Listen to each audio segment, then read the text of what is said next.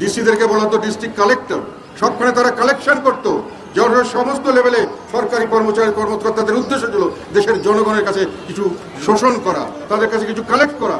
এই জন্যই ঔপনিবেশিক শাসন ব্যবস্থার পরিবর্তে উনি উপজেলা পদ্ধতি করে এমন একটি সিস্টেম চালু করলেন যেখানে শাসনের নামে শোষণ হবে না, শাসনের নামে হবে সেবা। সেই জন্য তিনি উপজেলা পদ্ধতি পরিবর্তন করে উপজেলা চেয়ারম্যান করলেন নির্বাচিত, একটি অংশের নির্বাচিত, এবং তার অধীনে সমস্ত প্রশাসনকে, পুলিশ এবং সমস্ত উন্নয়নমূলক যত ডিপার্টমেন্ট সবাইকে সেখানে ওনার অধীনে তার জবাবদিহিতা করা হলো। প্রতিদিন মিল ফ্যাক্টরি প্রোডাক্ট সব বন্ধ হয়ে যাচ্ছে, মিল ফ্যাক্টরি বন্ধ হচ্ছে, লক্ষ লক্ষ মানুষ বেকার হচ্ছে, এবং এই লক্ষ লক্ষ মানুষের সঙ্গে যারা বিভিন্নভাবে ব্যবসা বাণিজ্য করে তারা বেকার হচ্ছে।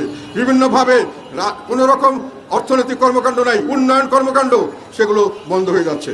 উন্নয়ন কর্মকাণ্ডের যে বিদেশি টাকা সেগুলো তারা ফেরত নিয়ে যাচ্ছে। কোনো মানুষ ইনভেস্ট করতে আসছে না, কোনো নতুন চাকরি সৃষ্টি হচ্ছে না, প্রত্যেকদিন চাকরি আরও মানুষে হারাচ্ছে।